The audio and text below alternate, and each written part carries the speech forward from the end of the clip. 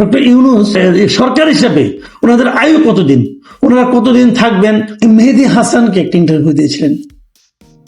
মেহেদী হাসান হচ্ছেন সেই সাংবাদিক যিনি একসময় বিবিসিতে ছিলেন, তারপর আল জাজিরায় ছিলেন, এখন নিজেই জিটিও নামে একটি আলাদা সংবাদ মাধ্যম গড়েছেন এবং উনি এই সংবাদ মাধ্যমে মোটামুটি চেহারা বলতে পারেন, ফেস বলতে পারেন, এবং উনি সাংবাদিক হিসেবে খুবই আপনার জনপ্রিয়। এবং ইন্টারভিউ যখন উনি করেন তখন ইন্টারভিউগুলো আসলে শোনার মতোই হয়। আপনাদের নিশ্চয়ই মনে আছে যে আওয়ামী লীগ সরকার থাকতে আওয়ামী লীগ সরকারের যিনি পররাষ্ট্র বিষয়ক উপদেষ্টা ছিলেন গওহর রিজভী, তাকে লন্ডনে একটা ইন্টারভিউ তখন বিবিসির পক্ষ থেকে রীতিমতো নাস্তানাবুদ করেছিলেন এই মেহেদী হাসান। উনি এর আগে 2017 সালের দিকে ডক্টর ইউনূসকেও ইন্টারভিউ করেছিলেন। তখন ডক্টর ইউনূস অবশ্য ক্ষমতার সঙ্গে সংশ্লিষ্ট ছিলেন না, তখন তিনি কেবলই একজন বাংলাদেশের নাগরিক এবং নোবেল বিজয়ী ছিলেন।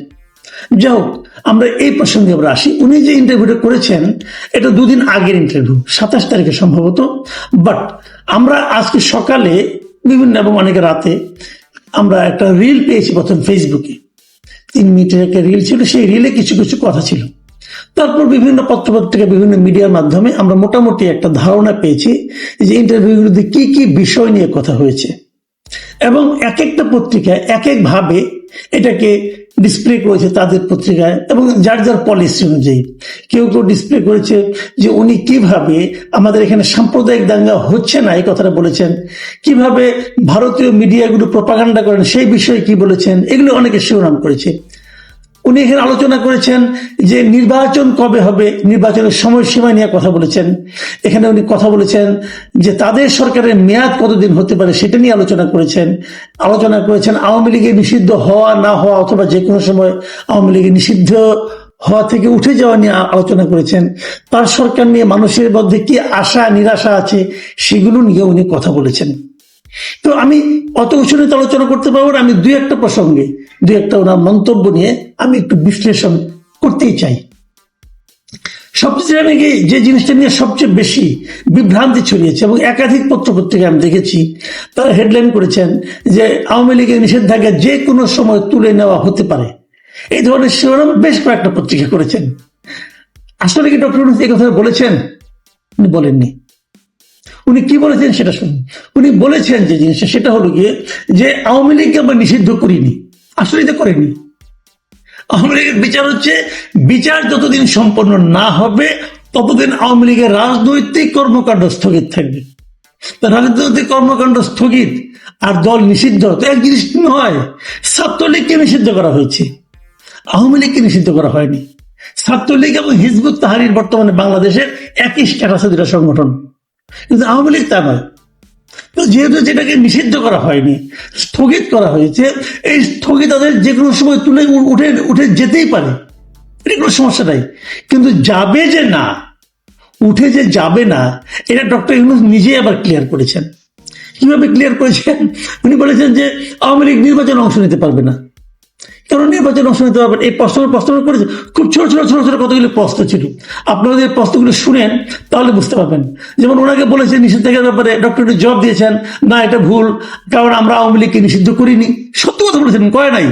তারপরে মেহেদী হাসান প্রশ্ন করেছে, মানে আপনারা কি তাদের নিবন্ধন বাতিল করেছেন? তিনি উত্তর দিয়েছেন, না নিবন্ধন নয়, কেবল তাদের রাজনৈতিক কার্যক্রম স্থগিত করা হয়েছে। ঠিকই বলেছেন। তবে মেহেদী হাসান জিজ্ঞাসা করেছেন এর মানে কি? ডক্টর ইউনূস উত্তর দিচ্ছেন, এর মানে হলো তারা কোনো রাজনৈতিক কার্যকলাপ করতে পারবে না। একটা রাজনৈতিক দল যদি রাজনৈতিক কার্যকলাপ করতে না পারে তাহলে তার থাকা না থাকার কি আছে? তার মানে দলটাকে কমায় রাখা হয়েছে। উদাহরণ দিয়ে বলি, ধরেন আপনি একটা মানুষ, আপনাকে আমি বললাম যে তুমি মানুষ আছো, ঠিক আছো, কিন্তু তুমি কোনো মানবিক কার্যক্রম করতে পারবে না। এখন মানুষ যদি মানবিক কার্যক্রম করতে না পারে তাহলে সেই মানুষের সঙ্গে মৃত মানুষের পার্থক্যটা কি? বলেন পার্থক্যটা কি? আপনি বলবেন যে আমি কোমায় আছি, আরে কোমায় থাকলেও তো আপনি শ্বাস প্রশ্বাস নিচ্ছেন, শ্বাস প্রশ্বাস নেওয়াটাও তো একটা মানবিক কার্যক্রম। তার মানে আপনি শ্বাস প্রশ্বাসও নিতে পারবেন না। একটা রাজনৈতিক দলকে যদি বলা হয় যে তুমি রাজনৈতিক কর্মকাণ্ড করতে পারবে না, তাহলে সে কি করতে পারবে? তাহলে এটাকে বোধহয় সায়েন্স ফিকশনে বলা হয় না যে হাইবারনেশন, আপনি হাইবারনেশন শীত নিদ্রায় আপনি যাবেন, 20 বছর 30 বছর পর হঠাৎ করে জেগে উঠবেন, হয়তো সেরকম কিছু। তখন প্রশ্ন করেছেন, তাকে বলা হয়েছে, মেহেদী হাসান প্রশ্ন করেছেন, তাহলে আপনারা তো কার্যত মানে তারা নির্বাচনে প্রতিদ্বন্দ্বিতা করতে পারবে না। তখন আবার ডক্টর ইউনূস বলতেছেন কি শুনেন, না দলটি এখনো আছে। আছে মানে কি রে ভাই, কিভাবে থাকবো তাহলে বলেন? আচ্ছা, মেহেদী হাসান বলল তারা কি নির্বাচনে প্রতিদ্বন্দ্বিতা করতে পারবে? ডক্টর ইউনূসের জবাব, এখন নয়, কারণ কার্যক্রম নিষিদ্ধ। ভেরি ভ্যালিড উত্তর, যে যার কার্যক্রম নিষিদ্ধ সে নির্বাচন কিভাবে করবে? কারণ নির্বাচনে অংশ নেওয়া, নির্বাচন এটা তো ইটসেলফ একটা পলিটিক্যাল অ্যাক্টিভিটিস। তো আমাদের যে পলিটিক্যাল অ্যাক্টিভিটিতে অংশ নিতে পারবে না। তখন আরেকটা দিনে প্রশ্ন করা হয়েছে তাকে, ঠিক আছে তাহলে আগের সরকারের পুনরাবৃত্তি নিয়ে যে সতর্ক করা হয়েছিল তা থেকে এটি কিভাবে ভিন্ন? মানে আগে গভর্নমেন্টগুলি যা করতো আপনারা তাই করছেন। তখন উনি আবার জবাব দিচ্ছেন, তারা একটি দল হিসাবে বৈধ রয়েছে, তবে আপাতত তাদের কার্যক্রম স্থগিত। আমি বলতে চাচ্ছি যে কোনো সময় এটি উন্মুক্ত করা যেতে পারে। কি করবে উন্মুক্ত? আপনি করবেন? করবেন না, আপনি করবেন না। যে কোনো সময় হতে পারে, সেই যে কোনো সময়টা আজকে থেকে 20 বছরও লাগতে পারে, 10 বছরও লাগতে পারে, 10 বছর পরে হয়, সেটা যে কোনো সময় হলো। ভাই এগুলো হলো কথার মারপ্যাচ। আওয়ামী লীগকে যে স্থগিত করা হয়েছে কার্যক্রম, সেই স্থগিতাদেশ বহাল করার কোন স্কোপ আছে বলে আমি মনে করি না। যেমন ধরেন, তখন প্রশ্ন করেছেন মেহেদী হাসান যে আপনি বলতে চাচ্ছেন আপনারা স্থগিত কার্যক্রম আবার শুরু করে দিতে পারেন? প্রশ্ন করছে, উত্তর দিচ্ছে, স্থগিত আদেশ তুলে নেওয়া যেতে পারে, এমন সম্ভাবনা আছে। আছে আবার নাই? আচ্ছা আছে। মেহেদী হাসান বললেন যে আপনারা দলটি নিষিদ্ধ করেননি, আপনারা শুধু বলছেন যে তারা আপাতত নির্বাচনে অংশ নিতে পারবে না। তার উত্তর ডক্টর ইউনূসের, ঠিক তাই। বলে দিলেন ঠিক তাই। দেখেন তারপরে দেখেন কিভাবে সেলফ কন্ট্রাডিক্টরি উত্তর আসে। প্রশ্ন হলো যে কিন্তু একটি গোষ্ঠীকে নির্বাচনে অংশগ্রহণ করা থেকে বিরত রাখা কিভাবে গণতান্ত্রিক হতে পারে? এটা মেহেদী হাসানের প্রশ্ন। ডক্টর ইউনূসের উত্তর শুনেন, এটি নির্বাচন কমিশন সিদ্ধান্ত নিয়েছে। এই দলের কার্যপ্রণালী দেখে এবং সম্ভাবনা বিবেচনা করে দেখেছে যে তারা পুরো নির্বাচন প্রক্রিয়াকে ব্যাহত করবে, তাই তারা মনে করেছে এটা না করাই ভালো।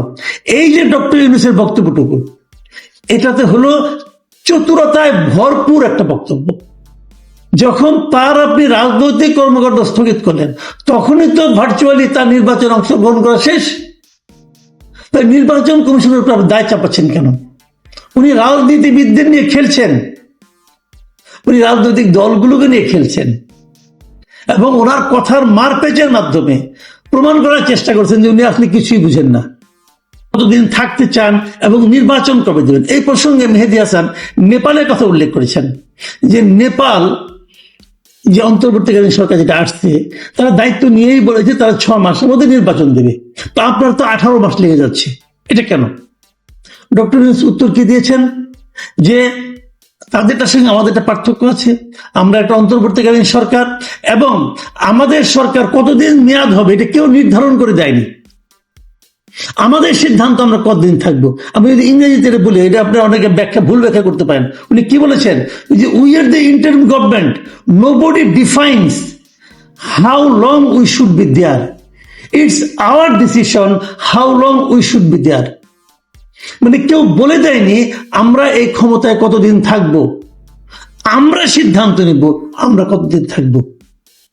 ডক্টর ইউনূস এই কথাটাকে আপনি বলতে পারেন? কে ভাই আপনি? আপনি কে? আপনি কোন ক্ষমতার বলে আপনি বলতে পারেন যে আপনি সিদ্ধান্ত নেবেন আপনি কতদিন থাকবেন? এটা পৃথিবীর কেউ বলতে পারে? আপনি কি বলতে পারেন আপনি কতদিন বাঁচবেন? পৃথিবীর কেউ বলতে পারে? আপনি সিদ্ধান্ত নেবেন। আপনাকে এই এখতিয়ার কে দিল? এই এখতিয়ার আপনি কোথায় পেলেন যে আপনি সিদ্ধান্ত নেবেন যে আপনি কতদিন থাকবেন?